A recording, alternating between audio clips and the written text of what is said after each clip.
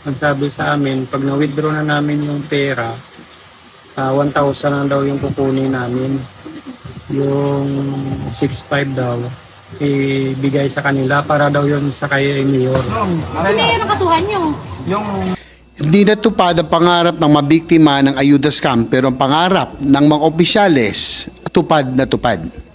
Ang 7,500 pesos na ayuda naging 1,000 pesos na transfer fee.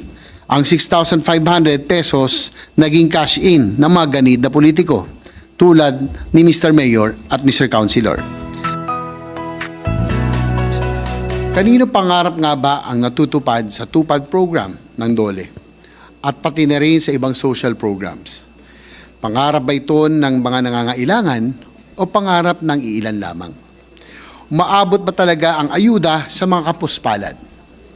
O napupunta lang ba ito sa kamay ng mga ganid na politiko? I ask these questions, Mr. President, as we expose another sordid variant of the so-called ayuda scam.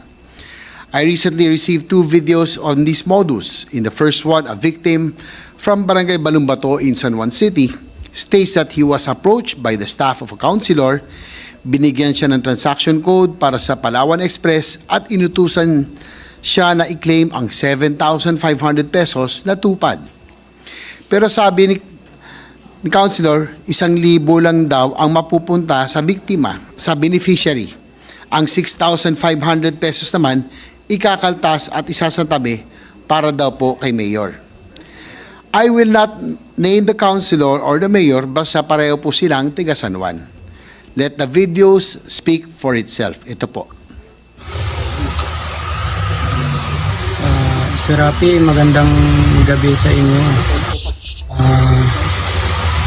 May concern lang po ako kasi po kakakuha lang namin kanina ng pera sa tupad.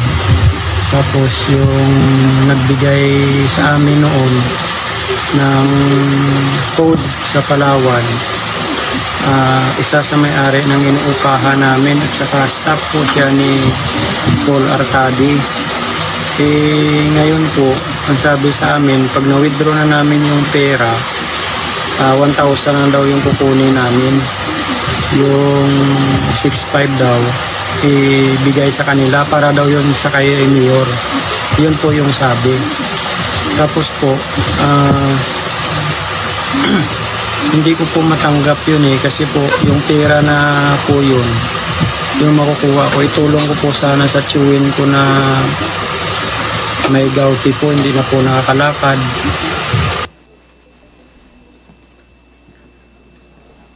We have a second video, Mr. President. Pinapakita naman dito ang mga kasabwat habang kinukolekta ang binibilang at cut po ng mga opisyales. Ayan sinasabi dito, magtatanong ang tao. Baka sinabi ko na sa'yo yan, ayaw maniwala sa Pero sa taas kasi yan. Kakasuhan ka yan. Kaya nga, Bakit hindi naman sito makakasuhan? yung sa taas nun, Hindi yan ang kasuhan nyo. yung mawak nito, kasi pupunta sa dulo ito mag-iimbestiga yung dulo niya. Oo nga, pero hindi, para sa akin, binigyan ko na kayo ng Oo, tama tulong. yun. Basta ko dyan. Hindi ko pa nakuha. Hindi po. Ay, lahat ng pero, nakabagit eh. Kaya nga, sila nga mayroong ginotso kasi G. Meron din ako, hindi ko lang ako. Pwede natin ilakad dyan sa nakakataas. Alam mo kasi pinakamano dyan, kahit pa paano, hindi tayo nagtrabaho, nagkakaroon naman tayo. Pero alam mo, kinukonsinti natin sila. Yun nga yung sinabi ko eh. Alam mo, maling-mali yan. Yun na sinabi ko kay Tom. Lahat ng politiko, Parang sinabi ganyan. mong, kinonsinti Ito, ng 1,000. mayor sa pagnanakaw. Oo. Saan hindi tayo nagdakaw sila? Eh, gano'n na rin yun, kumain tayo yan sa nakaw. Hindi, pero sino kasi sa atin maliit lang eh. Maliit na kasalanan lang. Hindi tayo, hindi ko. O, isa pa. Ipabilang mo muna dyan.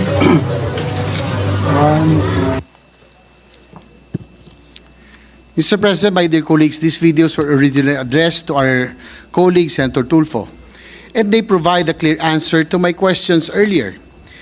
Hindi natupad ang pangarap ng mabiktima ng ayuda scam, pero ang pangarap ng mga opisyales, tupad na tupad. Ang 7,500 pesos na ayuda, naging 1,000 pesos na transfer fee. Ang 6,500 pesos, naging cash in ng mga ganid na politiko tulad ni Mr. Mayor at Mr. Councilor. Kaya nila siguro bininaan sa Palawan Express para express lane ang pagkupit. In fact, hindi nga ito simpleng kickback, remittance na po ito. But all jokes aside, Mr. President, this is not the first time that TUPAD has been mired in controversy. And no less than the Commission on Audit noted major irregularities in the program in 2021 and 2022. In fact, ayon sa salaysay ng ilang beneficiary, ang TUPAD ay pinapamigay bilang pamasko sa mga kapitan at kagawad sa aming pong minamahal na lungsod ng San Juan. 15,000 sa bawat kapitan at 7,500 sa bawat kagawad. Pero kung kalaban ka, hindi ka kasama sa Christmas party. Ang kailangan lang gawin, magbigay ng pangalan at sila po ang tatayong beneficiaries, pero yun po ang ginagawang pamasko.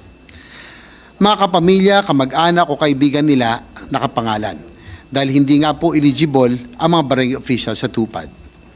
Yung AIX rin pinamimigay sa mga barangay officials at ginagamit ito bilang incentive sa mga tigas City Hall. For the record, my colleagues, there are about 350 to 500 job order employees in San Juan right now. Dati po, wala na ho kaming job orders, pero ito po, karamihan ay for political accommodation. And these ayuda scams are even worse in the countryside. If these can be perpetrated in the heart of Metro Manila, it stands to reason that these are worse in the far-away provinces.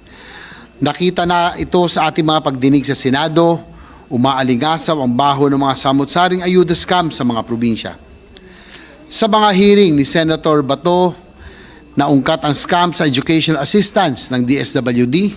Sa hearing naman ni Senator Amy, nakita natin kung paano ginamit ang ayuda para pondohan ang Politicians Initiative o ang PI. When ayuda is not lining pockets, it is filling in fraudulent forms. Nakakapanghinayang at nakakasuka dahil ang pera na dapat para sa mga kapuspalad nagiging puhunan ng mga makapangyarihan. These aid mechanisms have become instruments for political interests. Instead of going to beneficiaries, they are used to reward allies and bankroll operators. In other words, they are used for patronage politics. Ang masama pa dito, winawaldas nila ang kaban ng bayan, ika nga nila. Pinakamasarap sa politika ay ang ipamigay mo ang pera na hindi sa iyo, pero ikaw, sa iyo napupunta ang pagkapogi. In the case of Mr. Mayor, Mr. Councilor, hindi lang pinamigay, pinagkakitaan pa. There is a special place in hell for people who use the funds for the poor and the needy for corruption. Dapat yung mga yung balasubas na yan ay makulong. And I hope that we act on this. The Senate takes a clear role on this para maparusahan natin kung sino man ay mga pakana nitong pangungurakot, Your Honors. Again, there's a special place in hell for these rotten people. Thank you. Please.